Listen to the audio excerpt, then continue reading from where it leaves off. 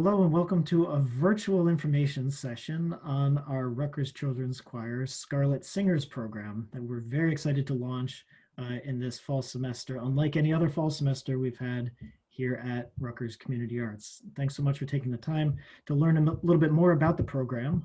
My name is Derek Balcom. I'm the director of Rutgers Community Arts, and I have with me today Mr. Kason Jackson, who is the Rutgers Children's Choir Artistic Director, and he will be the leader of the virtual Scarlet Singers, our program, which will be a virtual choir for high school singers. So anyone in grades 9 through 12 are invited to join the premier pre-college high school ensemble that we have at Mason Gross School of the Arts running through Rutgers Community Arts.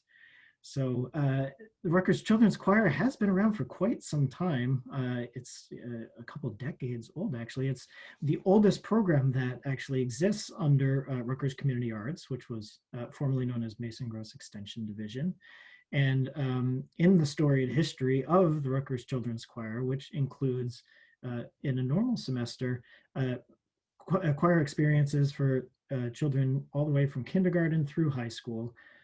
This is the first time we've offered a virtual choir. So we are excited to be able to offer this and to continue singing and bringing young people together from the greater New Brunswick area in the reach of Rutgers under not one roof, but under one Zoom session this fall. So let's jump in and learn a little bit more about how this program is going to work. And I think our first stop is to introduce you formally now to Kason Jackson. And Kason, can you tell us a little bit about yourself and your background, and we'll just start from there. Sure. Hi, everyone. My name is Kason Jackson. I am the artistic director of the Rutgers Children's Choir, and I'm happy to be piloting this new, I guess, offset of what we normally do during a normal year. As we know, this is not a normal year, so we're trying to still reach our students in some capacity. So we've come up with this plan, and I think it's going to go well. I think so.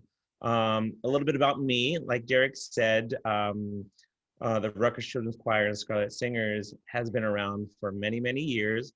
I graduated from Mason Gross School of the Arts, and I majored in music education and with a concentration in voice.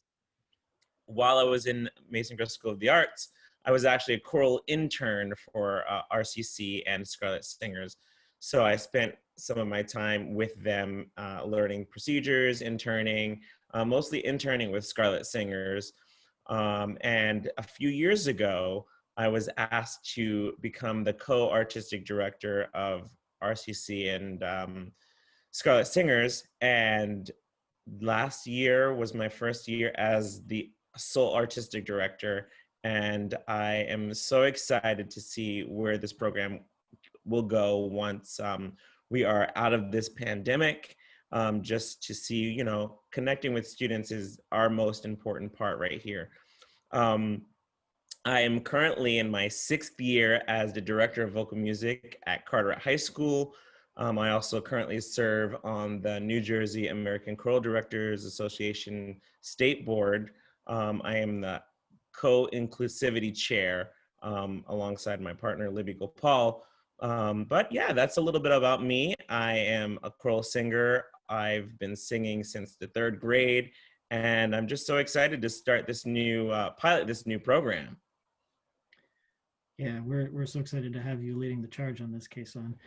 One of the things that I've observed in Kason's teaching since I've been here at Mason Gross and Community Arts is truly the magic that Kason's able to create in the choir setting. And I'm not the only one. Kason actually received an award called a Teacher Who Makes Magic Award in the 1920 school year, and also was the New Jersey Governor's Educator of the Year in 2018-19 at Carteret.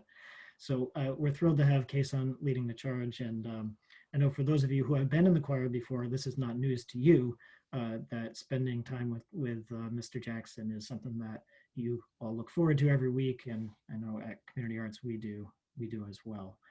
So we hopefully I've established for you that you're in good hands with Kason here. And even though the virtual choir experience is certainly new for us at Community Arts, Kason, you've been doing this a little bit already in your regular day-to-day day-to-day life. Could you let us know a little bit about how a virtual choir is going to work? Yeah, absolutely. So, when this pandemic hit, we all were kind of scrambling for what to do. And like, I've never done a virtual choir before this pandemic, but one of the good things that has come out of this pandemic is learning how to use what we have in front of us to create still meaningful content. So I, along with my student teacher last year, we created these learning tracks, and then I knew I wanted to end up in a virtual choir. The first time I saw a virtual choir was when I was in high school, and Eric Whitaker um, compiled the first virtual choir, which was amazing. Over thousands of people were part of this. So this is on a smaller scale, um, but we had a vision of creating this virtual choir.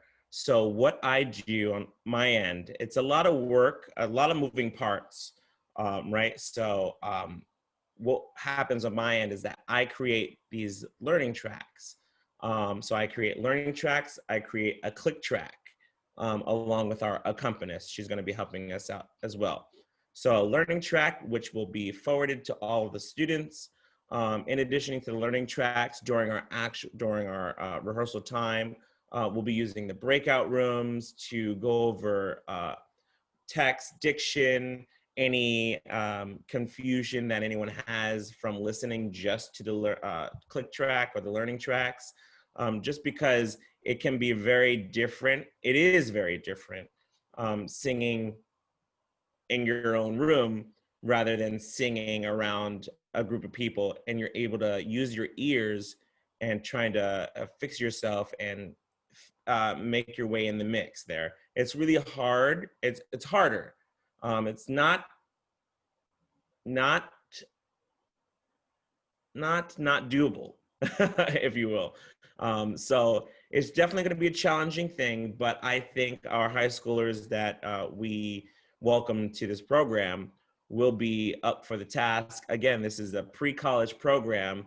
So any skills that you gain here in Scarlet Singers, you'll be able to take with you to if you go to continue in music in your college career. So again, you get learning tracks, click tracks, and then all of that is sent back to me. You record yourself singing your part with the click track in your ear. You send it back to me, and then we create the virtual choir. So there'll be a click track. There might be a video of me conducting, but everything will be transparent, and there'll be a video guiding you all the way through. So there'll be no guessing, what do I do next? There's a video step by step that you'll watch to ensure that you can do this. Yeah, and we've shared on the Rutgers Community Arts social media some examples of virtual choirs that have been going on at Rutgers. We'll be sure to link that in the description for this video as well, so you can check out um, some real fun recordings and some impactful recordings that have been done both with the Rutgers Glee Club and also the Voorhees Choir as well. So Kason, I know you mentioned that, of course, this is a challenge. It's been a challenge for everyone in so many ways since March, but what do you think might be some of the skills that the singers might gain from this experience that maybe are even a little bit different than in the choral experience? What do you hope that a singer might walk away from with what tools might they have in their pocket, and what might they walk away from this experience? I think most of these students will walk away with independence. You're not relying on other people around you. You're really an independent singer. You are an independent musician. You have to brush up on music theory, which is going to be a huge component of this program as well. And really, you get to be in tune with who you are as a musician. You can create your own identity as a musician. And I think that goes beyond our program. I think this program will be a step in that direction, but that work will always continue as you continue to grow. Great.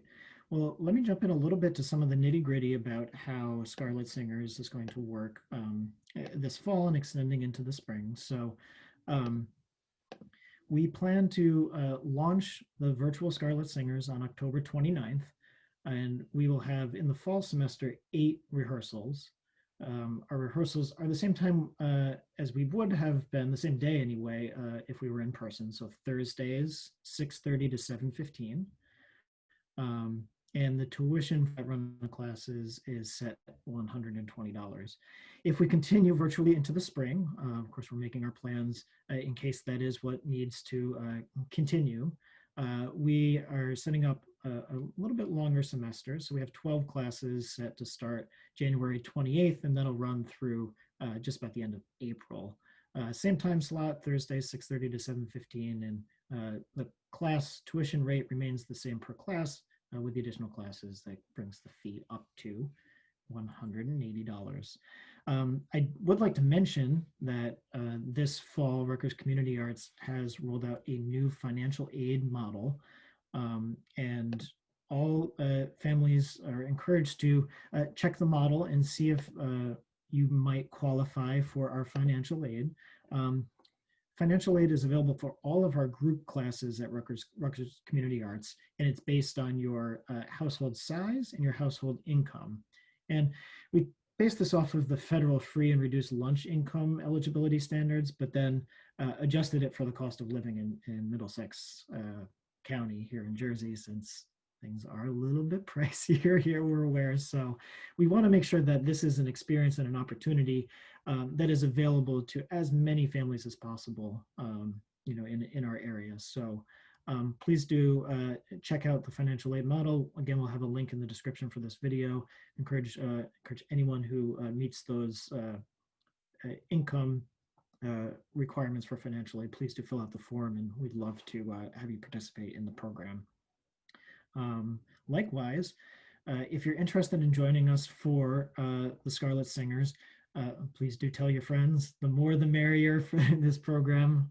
We'd love for this to be a real robust choir. I'm not sure we'll get 1,000 singers like the Eric Whitaker ensemble, but our Scarlet Singers have typically been in the range from about 15 to 30 and sometimes more. It'd be great to be able to show that same enthusiasm and breadth of ensemble in this program, if possible. So again, we'll follow up with more information about how to register. There'll be links below in this video. And feel free, of course, to reach out to our office with any questions you might have. All right. Kason, any closing remarks to make before we head off?